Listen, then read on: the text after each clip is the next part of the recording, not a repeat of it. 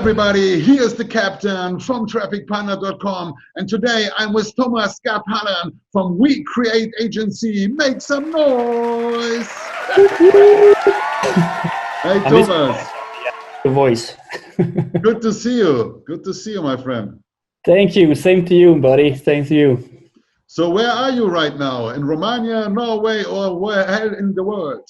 Yeah, I'm right now. I'm in Romania. I have a base here in Norway. I also have a cabin. That's where it came to. I have a small cabin I work with the whole summer next to the fjords. But when I'm working, I like to be here in Romania. My base is here. So okay. Beautiful Cool. place in the world. For the people that don't know you, please introduce yourself. How do you come into the business and what you do right now for your clients and in industry? Yeah, that's a long story. It's 15 years. It's 15 years in this industry. I was lucky enough. I started out as a webmaster actually back in the days, as maybe most of us did. And by mistake, we started to earn too much money. And it was really fun. It was me and Thomas Peterson. So most people know that it's now with Diva Traffic. And we had a lot of fun with all of these blogs and stuff like this, you know, and the TGPs and stuff like this. And it was super fun. All that ended up turning into a traffic network because we understood the traffic market from having, I think we had like close to 15 different sites and over 500,000 visits every day, you know, so that turned into something. We started to sell and trade traffic and everything. And we sold something called plugs, which now is known as native ads, but we did that in 2004. So this plug came into becoming Plug Rush, which most people know me for from the beginning of this industry. After Plug Rush, I started for myself. So I've been doing different companies. But right now, I'm with my own company again that is called the We Create Agency. Basically, it's a little bit of two worlds. So in Norway, I'm known as the Instagram guy, which helps small and medium businesses with their Instagram and how to sell. I do courses, I do webinars, I do keynotes, and we help them one-to-one. And also we have an advertising service where we can run your ads on Instagram and Facebook. So I have a big base there in Ukraine where we are having all of our ad deals. And then I'm doing consulting work here in the industry. Very lucky to work with some of the big names here, and the AW Summit being my favorite client at this point. So this is what we're going to talk a little bit of today. Perfect. So Instagram, can you push my followers? I can. There is so many different ways of doing that. And especially for you, you're like a lifestyle blogger, lifestyle something at this point. I know the reason for your Instagram, and it's a pretty cool story why you have your Instagram, but let's not go into that maybe. Catching new people all over the world, show the world what we do. And yeah. It's also, I have always in the pictures, I put the Traffic Partner logo wherever I go, even when I go diving, when I go in the sky, when I do interviews, whatever. So it's some kind of branding for the company too. So Instagram, it's a mix of private and business life for me. Yeah, you're an influencer for sure. Thanks. So, and the point with AW Summit, I always thought it's Andy Woolmer Summit, but perhaps you can explain me what AW Summit makes and does, and for the audience, why they should visit the AW Summit. Yeah, no, AW Summit is one of the bigger, let's say, auto conferences that is now turning also more into the affiliate world conferences, you know? So it's a good mix of that. And it's actually been one of my favorite conferences in the latest years. I was there first time 4 years ago as an attendee for Plug Rush. 4 or 5 times go past so fast these days. So it's one of these places where they have a lot of these cam people coming at first, and that was the base of it, the adult world or adult webcam. So, but then it just turned into that everybody understood that webcamming is somewhere everybody can earn money from. You know, everything from hosting to billing to all of these payment cards, traffic, because everything is connected in so many ways. And it's the same for dating, as you are more of a boss in, you know, everything is connected somehow. So it's always been in Mamaia in Romania, and you have been there once or twice? Once So only, yeah. yeah, and it's an amazing place. It's not the most stupid place to have a conference, I think. So you're kind of a little lost from everywhere else, but it has the biggest clubs in the world, and it's a great place for networking and meeting new people. So definitely one of my top shows. And I've been part of hosting it, part of planning it, part of the marketing campaign for the last 3 years, I believe. So really one of my favorite shows for sure. Yeah, so definitely the location was top, and I never expected such amazing clubs there. That was even better than in Vegas. Oh yeah, for sure. And no, and it's right on the beach, right? And it's this whole environment that is never closing. We have so many restrictions here in both in the US. Going to Phoenix, and then it closes 2:00. Going to Colombia, it closes at 1:30. I think the Romanian clubs are closing at 6 in the morning, and then you go for some soup afterwards. Yeah, the recovery soup. It's a brilliant thing, a great concept from Razvan from SmartChat, but it's a super place to hang out. And like the first thing, if you've never been to Romania before, it's like so many misconceptions, right? Yeah. So you think it's a poor country, you think that everything is terrible, you're afraid of getting stuff stolen, you're gonna get robbed. But then you come there, it's like just the most friendliest people on earth. It's a beautiful country. So this is why I have my base here as well. Yeah. But is it true that they moved the show to Bucharest, or they stay in Mamaia? So for 2021, they will still be in Mamaia. That's the case, and it's just to give Mamaia a proper ending, let's say, because it's such a beautiful place. There is always this thing with traveling, not this year, but normally when we go to like 16 to 20 shows a year, right? It's that extra thing because Mamaia is on the coastline down with the Black Sea. So when you come from the airport, you land, you're tired. There's still a 3 hours ride, or 2.5, depending on which Romanian that drives you. And it's always this hassle of getting down there, the extra mile, and then of course when the show is over, you hangover, then it's like 2.5 hours back again to the airport to get out of there. So even though that's a brilliant concept in itself, I think then for 2022, moving it back to Bucharest so it's easy, accessible, and still have the same opportunities, I think that's just a smart move from them. Yeah, the point is, in Mamaia, I think a lot of people missed their plane on the way back because they were yes. and forget that they have to travel more than 2.5 hours by car and taxis. I came back from Mamaia with Panos, and we had a taxi, and then we had a flat tire, so we had like 1 hour in the highway till that can happen. Drive, and I was like, oh. I always plan 1 or 2 extra days because I know I'm experienced show guy, so I know how it is.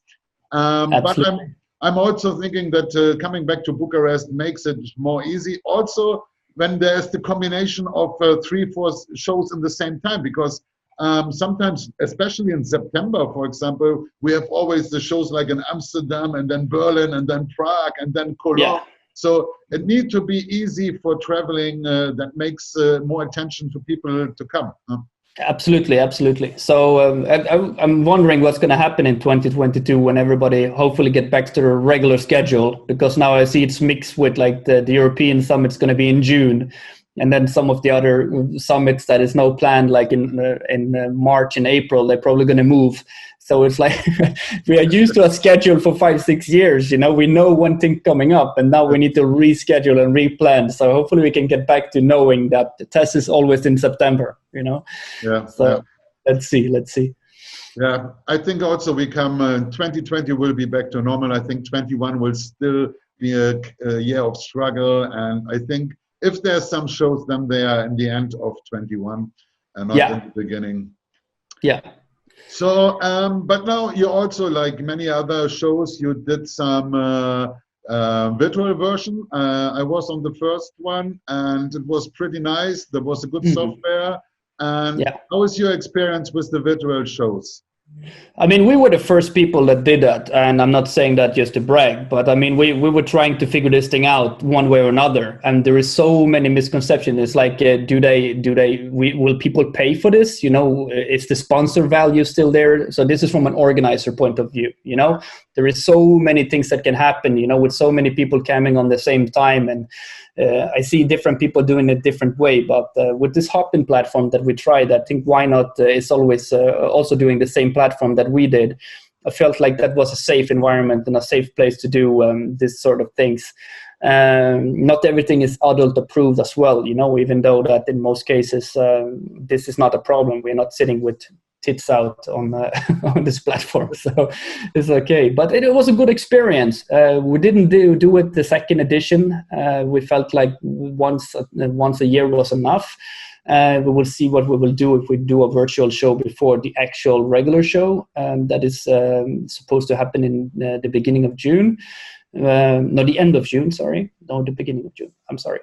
So yeah, we'll see. But I like it. I like that other people did it as well. I like that GFI tried it. I like that Why Not is doing it. I like that AVN is trying something.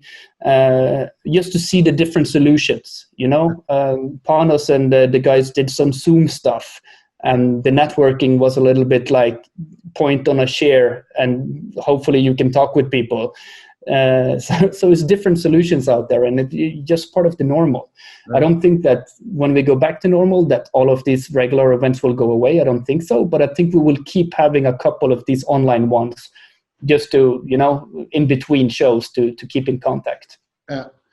Yeah, that's for me the seminars, because normally I do on the real shows, I do also seminars. And if the seminar it's like 10 or 11 in the morning, you have sometimes very few visitors. And on the virtual shows, if you do a seminar, the room is really full. And for education and for seminars, this is a very good way. And I think we should keep it in some way. But for the real business, the personal contact, walking through the show floor, and then you always, the introduction, a friend knows a friend and knows a friend. This part is really missing. And of course, the social contact with doing some side events, because most of the shows, they have some extra side events where you can go skydiving or doing some bowling, shooting range, whatever. This social networking events, which is super important. This is where the business gets made. In some of these events, when you get on a personal level, it's hard to, talk with a lot of people after a seminar, and it's hard to do this thing. Then most of the business, as myself has an experience with, is happening during a dinner, during some of these side events, or actually a party, And then it's, of course, being able to follow up and remember everything. But that's the important thing. The social aspect of networking is super important. Yeah. So for me, dinners are very special. You invite some of your clients to dinner, and then you have really time, and you have some drinks, and and it makes also the long-term relationship to your clients. And especially when there's a problem, then this personal connection that makes it way easier than also know people only on the virtual way. Absolutely. But I agree with you with this seminar point of view. It's super hard to fill up the room in a hotel. I can never remember having a room with 100 people inside of it. Only in Colombia, because Colombians are crazy for getting content and learning stuff. The rest of us is more like, okay, I probably know it from before. But here it's like there is. I have on the Kiev show and on the Moscow Mac conference, I think that was my biggest seminar I ever made. There were over 1,000 people in the room, and they had simultaneous translation in Russian language, and the stage was like 20 meters wide, and I had a big screen. So that was also very amazing on the Mac conference. And, absolutely. The Russian people or the CIS country, they're very hungry for learning, and that was amazing. What is make some noise in Russian? Do you know it? No, not really. But when I come out, I always say, "Kak dela, Moscow." Awesome. So no, but also back to the real shows. It's like decision makers. Like if I want to talk with Michael Rule, your boss, and he's not showing up to some virtual stuff. He doesn't have time for that stuff. He will ask you to go and ask if everything was okay, and he's interested, of course, of the outcome of a show. But in the end, about going to one himself and sitting there for like 5-6 hours, he has more important things to do. But on a regular show, it's actually possible for a guy like me to sit down and have a dinner with the guy or a coffee with the guy, which somewhat is more important sometimes. And these you will not get in the virtual world. And yeah, that's why it's so important. Okay, and then when I want you to use as a consulting, so what kind of services you offer me in your agency? Mostly we are now offering marketing stuff, so we can do everything from video editing for all of the social content. We do a lot of that. We also do design of content, and we can also do copy. So some of the clients that we are helping now, we are producing one of the biggest podcasts in the industry, which I'm very proud of that we are a part of that. And we are also then now working with doing webinars for some new clients to help them to share knowledge in a different way, creating YouTube videos for them with content. And we are also helping for blog posting and stuff like this. So these parts are super important. And then it's about growing your social media and understanding. But then again, many of these companies in our industry, they don't need 10,000 followers or 20,000 followers to actually achieve a business goal, which is super important to understand. It's not about how many followers you have, it's what you can offer of value for the followers you actually have and convert them into clients somehow. So this is the strategy game that we try to help out with as much as possible. So it's about creating content. So if I was traffic partner wants to create content to get more affiliates on my dating program, so I can ask you to make me cool video ads to get in the market, right? It could be ads, but what you're doing right now is actually the correct way of doing it. And we talked about it before you started this craziness, that doing these talk shows that you kind of really succeeded with in the virtual shows and take it into your own let's call it domain, I mean, you're owning this content 100%. You're owning the guest and you are getting this thing and you get known as an expert here because you know other people that know stuff. So you are the connector here, and doing that just helps your personal brand and helps the traffic partners company as well, because they connect you together with this. So what we could have done with this is also to make an audio version of this, because when somebody is trying to find a podcast about affiliate marketing, an affiliate in dating, they go to maybe iTunes, and search, or they go to Spotify or search. And if you show up there, you will get more traffic that way. And then I also take these long interviews that you have, cut it up in smaller pieces, and that can be shared to your social media. It could be shared on your YouTube channel, because sometimes I just want this part. I don't want to listen for you for 30 minutes. I don't have 30 minutes. I have 10 minutes I can give you. Give me that short bit, And also this interview could be turned into a blog post. Okay. So all of this. So when I want to start, because I have all the audios of my videos, so which platform you suggest me to go in with my podcast? Is there some feeds so that I split it out to all the different platforms? Yeah, you use an aggregator, it's called, I think, in perfect English. So we use something called transistor.fm, which basically is where you upload all your MP3 files with the show notes, with the title, with everything. And that one, with a couple of button clicks, just connect it and always update then to Spotify, which is super good right now for all of these podcasts. It's going to be huge. Like the president says, it's going to be huge. And then you have iTunes, Google, all of the regular ones, Simplecast and stuff like this as well, which also is needed. So you upload it once, and then the RSS feed. Remember the good old RSS feeds? This works in the same way still in the podcast world. So that will be the easiest first step, So.